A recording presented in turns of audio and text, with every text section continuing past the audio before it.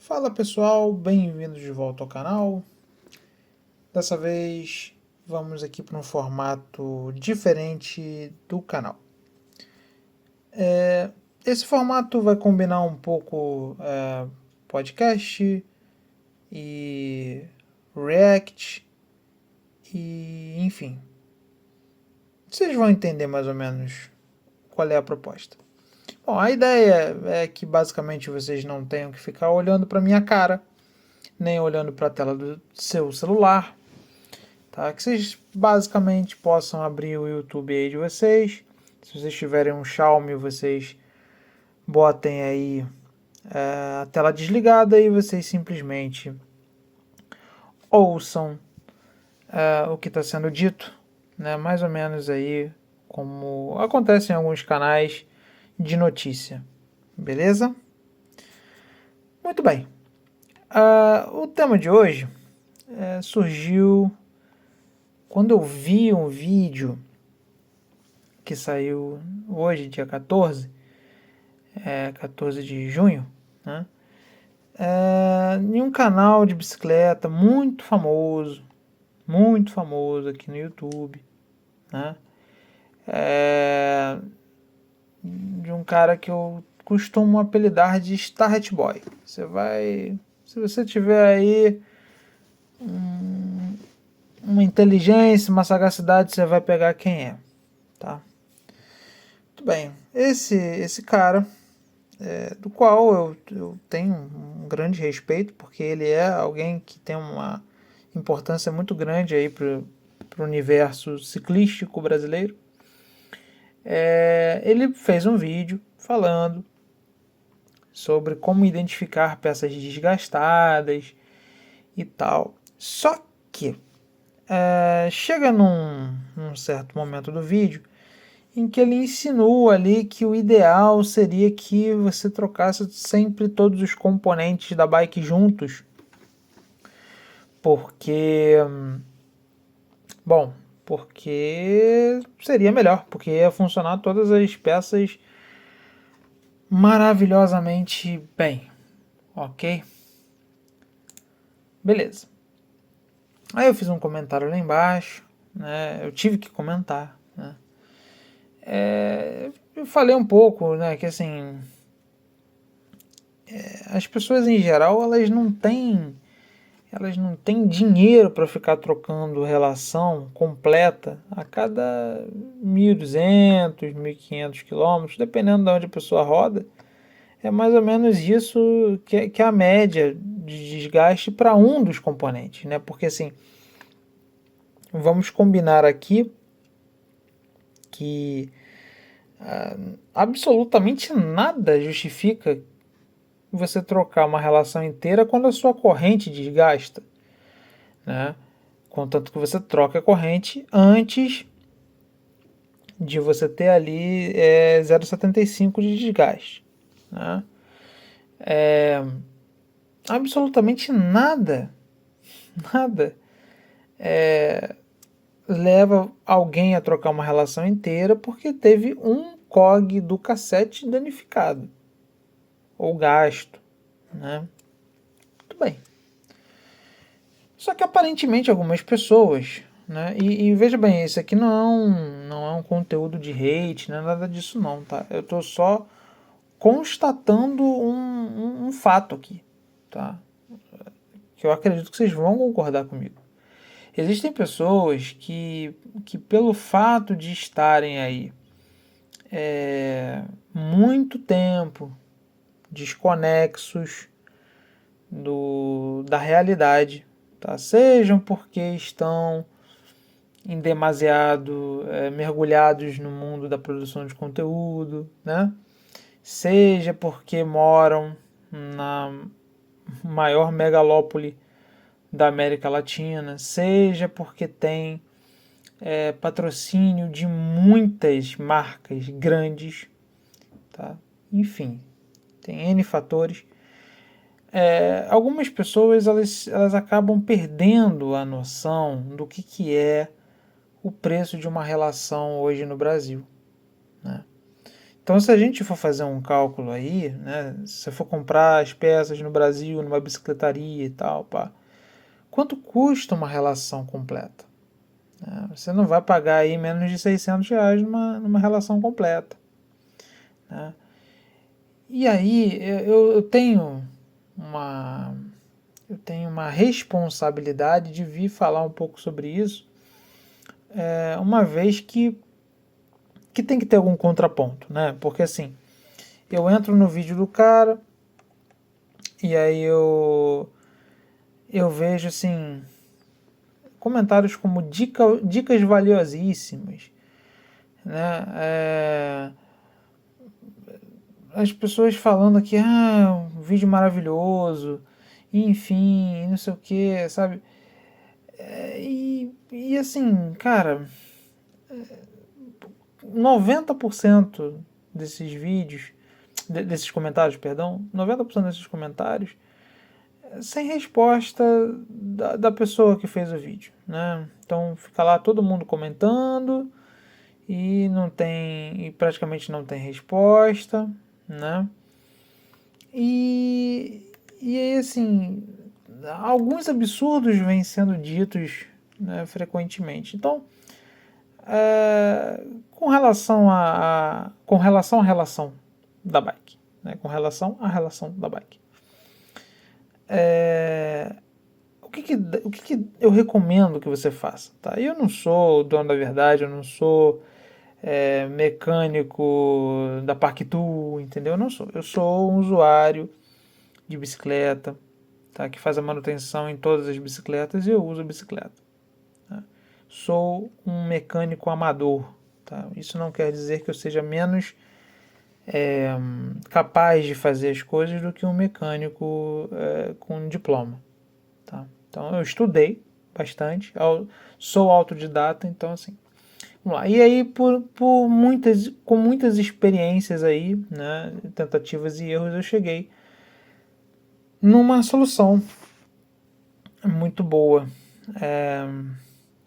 e um entendimento aí muito bom para minha realidade, ok? E aí você tem que ver se vai se adequar à sua realidade ou não.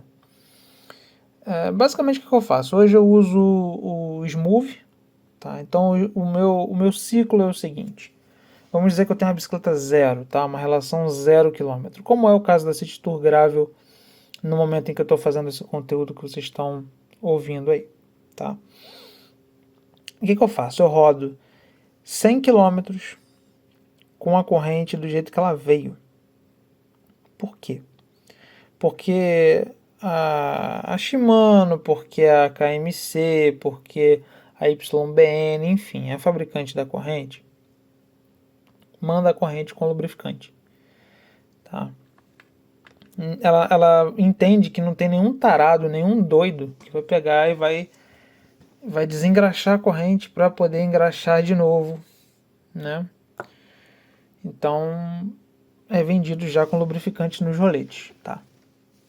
Eu acho um desperdício você perder esses 100 km aí iniciais de lubrificação original da corrente. Então eu faço isso, eu rodo 100 km, ok? Aí eu retiro a corrente da bike, desengraxo. Como é que eu faço o desengraxe da minha corrente hoje? Eu faço o desengraxe com o prep da Smooth, tá? Ah, cara, mas o prep da Smooth é caro, é mais de R$ 100 o prep. Pois é. Calma. Calma. Vocês vão ver que essa solução que eu estou trazendo para vocês é muito mais econômica que qualquer solução que o Star Hit Boy trouxe aí para vocês, tá? Vamos lá. Então eu desengraxo a minha corrente com o prep, tá? O prep ele vem com, se eu não me engano, 12 marcações na embalagem. Ele pode ser diluído em água, tá? Ele é extremamente eficaz para diluir qualquer tipo de óleo, tá? Mas é mais eficiente ainda com a própria cera do Smooth, tá? Muito bem. Então eu vou lá, desengraxo, lavo a corrente, né? Deixo a corrente secar, Tá? Então eu seco a corrente bem, tá? Passo bastante aqueles panos de microfibra, tá? Então vai ficar bem sequinha e eu deixo secar da noite pro dia, né? Eu deixo passar uma noite. Aí depois eu venho, passo o smooth, né? Do jeito que é recomendado. Como é que é o jeito que é recomendado? Então, você vai passar o smooth ali, vai ficar jogando o smooth na corrente, girando os pedais, até que comece a formar uma ponte de smooth nos elos. Né? Começa a ter ali um filme de smooth ali. Quando acontecer isso, você para, não faz mais nada, deixa a bicicleta parada e deixa o negócio secar. Tá? Eu faço uma coisa que não é recomendada pela Smooth, mas que para mim funciona. Eu troco as marchas. Logo depois que fez o filme, eu troco as marchas, porque eu espalho esse excesso de Smooth que ficou ali em cima nos cogs e isso facilita a troca de marcha, deixa a relação mais silenciosa, tá bom? Muito bem, fez isso, deixou da noite pro dia, vai secar. Beleza. E aí eu uso a bicicleta até que eu perceba que a troca de marcha já não está ficando lá essas maravilhas de cenário, até que eu perceba que está tendo algum aumento de ruído na relação, enfim. Ou então que a relação está muito imunda. Tá? Por que isso? Porque o Smooth ele tem uma característica de deixar a relação meio preta, porque começa a aglutinar sujeira no Smooth. Mas o grande diferencial é que o Smooth reduz atrito mesmo com esses particulados no meio dele. Tá? Então ele não gasta a corrente, como outros tipos de lubrificante gastam a corrente. Então essa exigência de limpeza da corrente, de manter a relação limpíssima, tudo brilhando, tudo maravilhosamente limpo, você não precisa fazer com o Smooth, tá? A não ser que você seja muito preciosista. E isso demorou um tempo para eu aprender, tá? Então, o que eu faço? Cara, eu rodo ali meus 300 km, 350 km. E aí, quando eu começo a ter alguns sinais de que a lubrificação não está 100%, eu vou lá, verifico como está a corrente, passo um pano, né, tiro o excesso de sujeira que está lá de fora, eu avalio como é que está a corrente. Tá? Se a corrente estiver muito suja, né, então tem muita sujeira ali entre os roletes e tal, aí o que eu faço? Eu desengraxo e faço o processo todo de novo.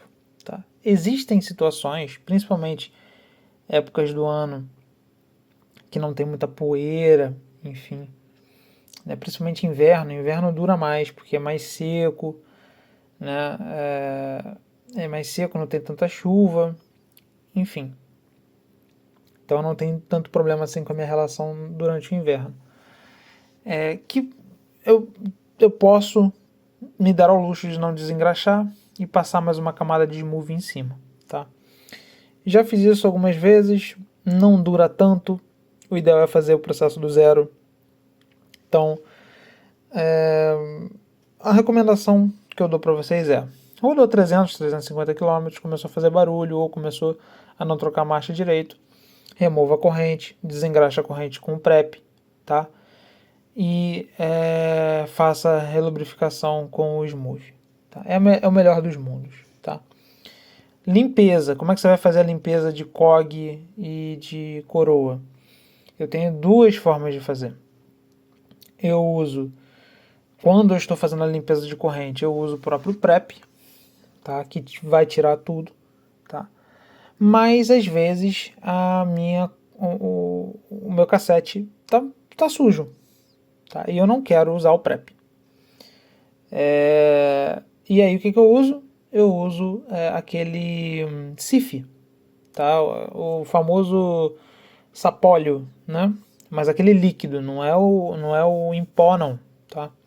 Eu pego aquilo, boto numa escovinha e limpo os meus cogs, tá? E sai tudo. Vai sair se for graxa, vai sair se for óleo e vai sair se for cera, tá? Ah, por que você está falando de graxa? Não é para ter graxa na relação. Mas você sabe que tem uns animaizinhos que fazem besteira aí, né? E jogam graxa nas coisas. Então é importante a gente falar também que tira graxa, tá? Muito bem. Então, se você fizer isso, tá? A tua relação como um todo vai durar muito mais. Muito mais, tá?